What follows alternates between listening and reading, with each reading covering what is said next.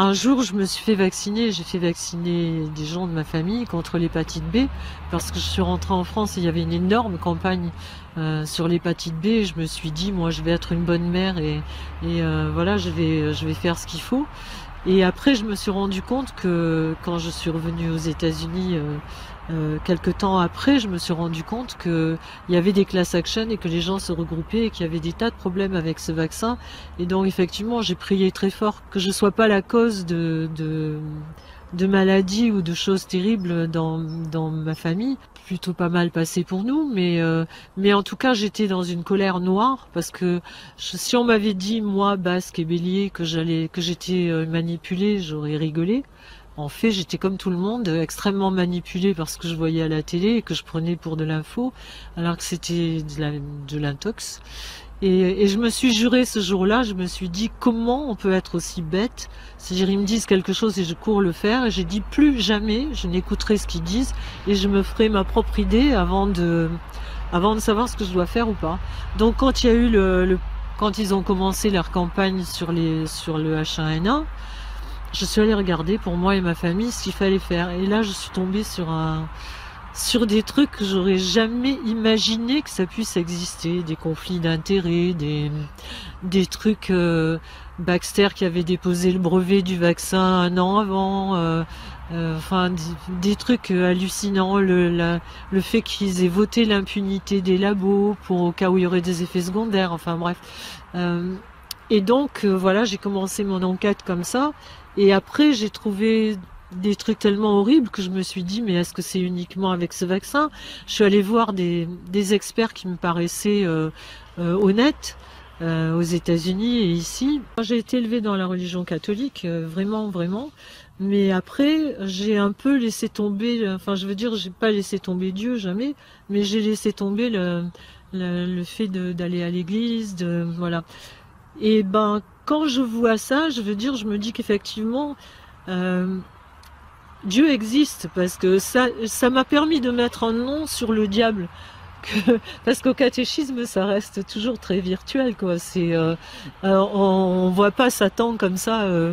Et ben là, oui, si, on le voit, parce que c'est pas possible, quoi. C'est pas possible que ces gens-là se lèvent le matin avec la seule intention de nuire à l'humanité. Le mal, je l'ai vu, hein. Le mensonge, la perversité. On peut penser à certaines personnes qui sont entièrement habitées par le mal et qui font le mal systématiquement. Qui déclenchent des guerres, qui mentent, qui jouissent des inégalités, de la souffrance, etc. Je ne vais pas citer de nom, mais on pensera à des personnages notamment qui sont très actifs en France. Donc par déduction, je me dis, par une série de déductions, que forcément il y a quelque chose que certains appellent Dieu. Mais, ou même si, par exemple, chez les gens qui pourraient accélérer la venue du Messie, comme il viendra après le chaos, le chaos final, ils accélèrent le chaos en pratiquant le mal systématiquement pour que le Messie arrive plus vite. Donc même dans leur manière de faire même dans le mal intégral qu'ils pratiquent, derrière il y a une justification par le bien. C'est-à-dire qu'ils ont tout détruit. Ils ont détruit les animaux, enfin ils ont détruit déjà toute la terre, les animaux, les insectes. J'ai lu l'autre jour, il y a entre 200 et 400 espèces animales et végétales qui disparaissent tous les jours de la planète.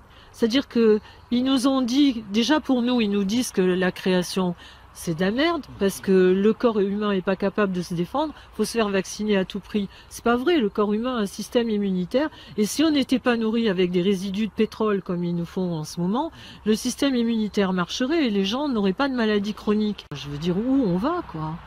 Qu'est-ce qu'ils vont pas, ils veulent nous vendre absolument tout ce qui est... Donc on nous coupe de la nature, on nous coupe du divin, on nous coupe de la résonance de Schumann qui est ce qui nous relie aussi, je veux dire, non seulement au divin, mais à la mère terre et au père ciel, comme disent les Indiens. Et puis tout est fait, je veux dire, on veut que tout le monde travaille pour que les enfants soient donnés à l'État très très rapidement, pour pouvoir leur faire un lavage de cerveau direct tout petit, et où que l'on regarde, C'est comme le mariage gay. C'est pas parce que notre président, tout d'un coup, s'est passionné pour le problème des gays. Quand on voit l'état de merde dans lequel est la planète entière et qu'on réalise qu'à la même époque, exactement, le monde entier a fait une priorité du mariage gay, c'est quand même hallucinant. Je veux dire, c'est pas le chômage, c'est pas les gens qui meurent, c'est pas les SDF qui sont sur des cartons avec leurs enfants et leurs chiens qui sont à la rue, c'est pas les femmes battues, c'est pas les enfants sous les bombes, c'est le mariage gay. Voilà. Il faut bien qu'il y ait une raison quand même. Quand on regarde la raison, ben on s'aperçoit que dans le sillage, il y a forcément la GPA. Et d'un autre côté, quand on regarde, ils rendent les gens stériles, c'est-à-dire que entre les pesticides, où on voit que les spermatozoïdes, la fécondité des spermatozoïdes a diminué de 30 à 50%. Philippe Verdier de la météo d'Antenne 2 qui s'est fait virer dès qu'il a osé dire qu'il en avait marre de raconter des mensonges à l'antenne. Voilà le monde, la démocratie et la liberté de penser dans laquelle on vit. Il y a quelque chose d'important, de très important, que je n'ai pas pu vous dire. Nous sommes otages d'un scandale planétaire sur le réchauffement climatique.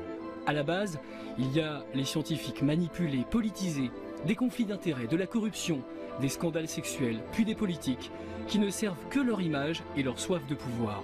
À toutes ces forces, je ne suis rien. Alors que les médias utilisent cette stratégie pour exposer des égarés afin que le mal se propage, puisque automatiquement l'homme est disposé à considérer comme vrai tout ce qui est exposé. Hein. Donc tout ce qui est en haut va déteindre sur tout ce qui est en bas, et c'est pourquoi le mal se répand à notre époque, tout partout, parce que le monde est dirigé par des entités maléfiques. Si on prend la diphtérie. Écoutez, la diphtérie, des cas en France, il ne peut plus y en avoir depuis 30 ans. D'accord.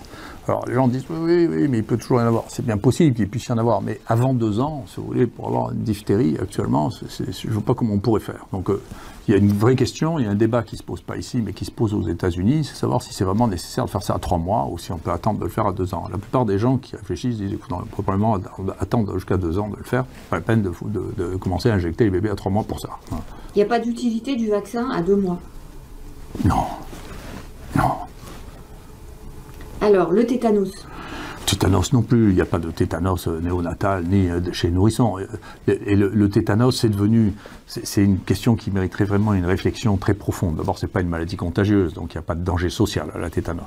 Au tétanos. La deuxième chose, c'est que même dans la population qui est la plus exposée, qui sont les sujets âgés, qui ont un taux de couverture vaccinale qui est extrêmement faible, qui est de l'ordre de 20%, de toute manière, le tétanos a quasiment disparu parce que, en pratique, si vous voulez, d'abord la population qui attrapait le tétanos, c'est-à-dire les gens qui avaient des plaies importantes, souillées par la terre, si vous voulez, ou par le purin, a diminué d'une manière significative. Et maintenant, la prise en charge médicale des gens qui sont suspects de tétanos, avec l'injonction de sérum antitétanique et la revaccination systématique, fait que le nombre de tétanos est devenu extrêmement faible. La mortalité par tétanos, je vous dis, c'est 1 à 2 morts par an.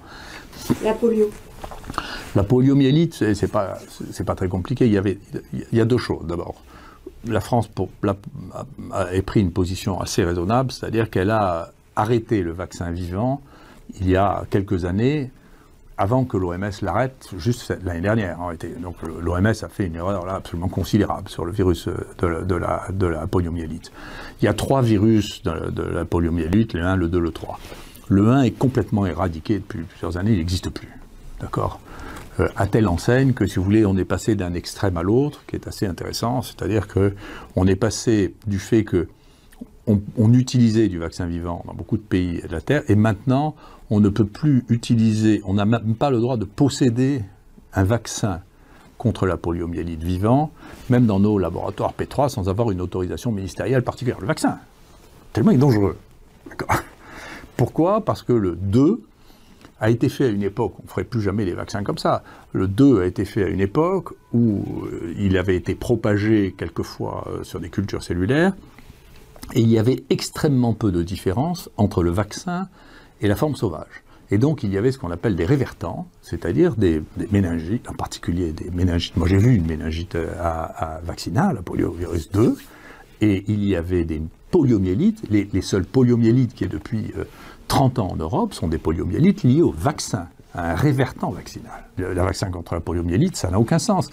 Nous, on le recommande pour les gens qui font le pèlerinage à la Mecque, parce qu'ils peuvent rencontrer des gens qui viennent de pays dans lesquels ça existe, si vous voulez. Mais dans les autres cas, actuellement, le vaccin anti-poliomyélitique n'a pas d'intérêt. L'hémophilus B. Ça, c'est très important. C'est très important. C'était la première cause de... Je vous dis, j'ai monté le dossier pour le faire rembourser en 92. Et c'est pas de première fraîcheur. C'est très important. C'était la première cause de méningite chez les enfants. Ça a quasiment disparu. Il y a une vraie question que j'ai, à laquelle j'ai pas répondu, que je me pose scientifiquement. C'est est-ce que je vous en reparlerai à propos du pneumocoque. Est-ce qu'il faut faire des vaccinations contre hémophilus chez les sujets plus âgés? Parce que c'est, avec le pneumocoque, c'est la bactérie des pneumonies et des surinfections sur les infections virales respiratoires.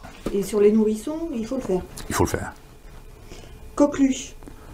Coqueluche, oui, c'est un point important. Le coqueluche, la cible la plus importante actuellement sont les femmes enceintes. Il faut vacciner les femmes enceintes. Parce que les bébés, ceux qui meurent de coqueluche actuellement sont les nouveau-nés, et si la mère n'a pas d'anticorps, les gosses il y a la coqueluche qui circule incontestablement. Et donc c'est les enfants qui en sont les plus grandes victimes, en particulier les nouveau-nés, et donc la stratégie vaccinale, bien sûr il faut vacciner contre la coqueluche, en sachant que, et les très jeunes enfants aussi, parce que c'est eux qui font des formes graves, mais il y a une vraie stratégie vaccinale à vacciner les femmes enceintes. Voilà. L'hépatite B. L'hépatite B, encore une fois, ça a été une gestion, la gestion politique de l'hépatite B a amené la situation en France à une situation catastrophique dans laquelle on est resté pendant longtemps le pays de l'OCDE dans lequel on vaccinait le moins de tous les pays modernes. Donc c'était une erreur. Il a fallu très longtemps, aussi je connais très bien cette question, puisque c'est une des questions que j'avais essayé de traiter quand j'avais fait un rapport pour Jean-François Mattei pour rattraper le désastre de l'hépatite B. Ce qui était extrêmement compliqué, là aussi c'était devenu une question clivante, si vous voulez, entre les gens de gauche qui pensaient que c'était une énorme manipulation de l'industrie pharmaceutique et les gens de droite qui pensaient que c'était bien. Et moi, c'est pour ça que j'ai à peu près eu toutes les étiquettes possibles et imaginables. Et quand je disais, vous savez, il faut réhabiliter la vaccination contre l'hépatite B, à l'époque, on disait que je faisais partie du lobby pro-vaccinal. Je n'ai jamais travaillé pour l'industrie du vaccin. La pneumonie. Le pneumocoque, alors ça aussi, c'est un point très très important. C'est une cause de mortalité qui reste très importante. Si vous voulez, là je trouve qu'on ne vaccine pas assez. C'est-à-dire le vaccin pneumocoque, c'est un très bon vaccin qui a, contrairement à ce qu'on pensait, lui c'est l'inverse de la rougeole. Il dure beaucoup plus longtemps, il dure à peu près 10 ans. Et moi je suis pour que tout le monde se vaccine tous les 10 ans. Parce que c'est ça qui fait la gravité de la grippe, c'est ça qui fait la gravité des infections respiratoires. Moi, je me vaccine tous les 10 ans contre le pneumocoque, et c'est pas seulement les sujets âgés, parce que c'est une cause de septicémie, c'est une cause de pneumonie, c'est une cause d'infection ORL, c'est une maladie extrêmement fréquente, et la France a un peu de retard de ce point de vue-là, du fait qu'on ne vaccine que les tout-petits.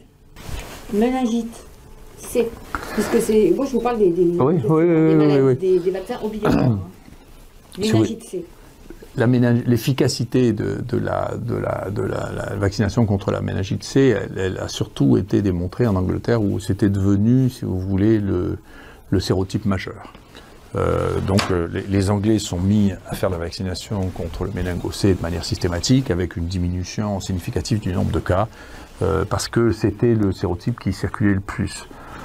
Chez nous, le C représente à peu près 30% des méningites à méningocoque. Donc il y a une vraie question sur lequel je ne peux pas dire que j'ai une opinion très très précise, sauf que je pense qu'à 2 ans, on devrait faire la vaccination contre le méningo B. Parce que le méningo B, on n'arrive pas à le faire très tôt, mais le méningo B, c'est 70% des cas. Et donc le méningo B, c'est très important de le faire à 2 ans. Je ne crois pas que ce soit pour l'instant un programme de vaccination. Ça, je crois que c'est très important, c'est lui qui est le plus fréquent de tous. Et puis, il y a une partie importante maintenant. Il faut proposer aux homosexuels masculins de faire des vaccinations de l'ensemble des méningocoques, parce qu'il y a une transmission dans cette population d'un des méningocoques qui fait qu'il... Le B ? Non, c'est pas le B, c'est le Y. Ouais. Encore une fois, c'est une vaccination d'introduction récente. La couverture montre relativement... Vous savez, on n'a jamais eu vraiment de problème pour les vaccins qui protégeaient contre la méningite, parce que ça fait peur aux mamans et ça fait peur aux pédiatres. Donc si vous voulez, hémophilus et pneumocoque, vous n'avez pas eu besoin ni de faire des obligations, ni rien du tout. On a un très bon taux de couverture parce que les mamans ont peur de la méningite et parce que les pédiatres ont peur de la méningite, et donc ils le prescrivent parce qu'ils voient bien que c'est un risque qui existe et ils en ont peur. Donc c'est pas un vaccin pour lequel j'ai l'impression qu'il y ait vraiment des problèmes de prescription. Hein. C'est juste que c'est récent. Non, mais la rougeole, c'est très bien de vacciner contre la rougeole. On peut espérer qu'un jour il y ait une éradication de la rougeole. La rougeole, le vrai problème de la rougeole, c'est, pour moi, c'est que pour les gens surexposés, nous, c'est ce qu'on a proposé ici, qui était compliqué parce que c'était pas légal.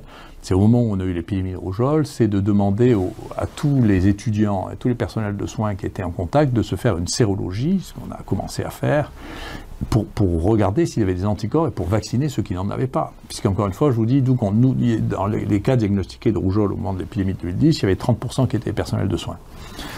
Les femmes enceintes, il faut les vacciner contre la grippe et contre la coqueluche. Les homosexuels masculins, il faut les vacciner contre l'hépatite A, contre la méningite à méningocoque, contre l'hépatite B. Vous voyez, les préadolescents, il faut les vacciner contre HPV et contre l'hépatite B. Vous voyez, donc il faut faire de la vaccination qui soit adaptée à la situation. Et ça, il n'y a que les médecins qui peuvent le faire. Les oreillons? Les oreillons, c'est une situation qui est proche de la rougeole, sauf que c'est un peu moins... c'est un peu moins dangereux.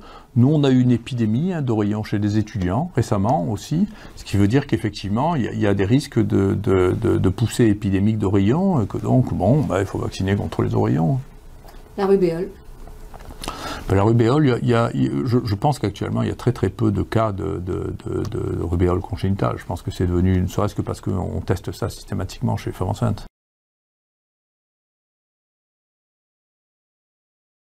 Alors le but, il est décrit et montré déjà dans les Georgia Guidestones. Enfin, il y a beaucoup de puissants qui disent des mots qui sont très bizarres, mais il y a aussi les Georgia Guidestones avec 10 commandements qui sont dignes d'un régime dictatorial, avec la limitation de l'humanité à 500 millions d'habitants, l'unification du genre humain, un tribunal mondial, et il y a plein de techniques pour y arriver, évidemment, et effectivement, ce qui est dur, c'est de faire un lien entre tout ça et de voir à quel point on est cerné, que le système de santé est fait pour créer des maladies, que le système de santé est fait pour créer des maladies, que le système de santé est fait pour créer des maladies. Il faut peut-être se réveiller.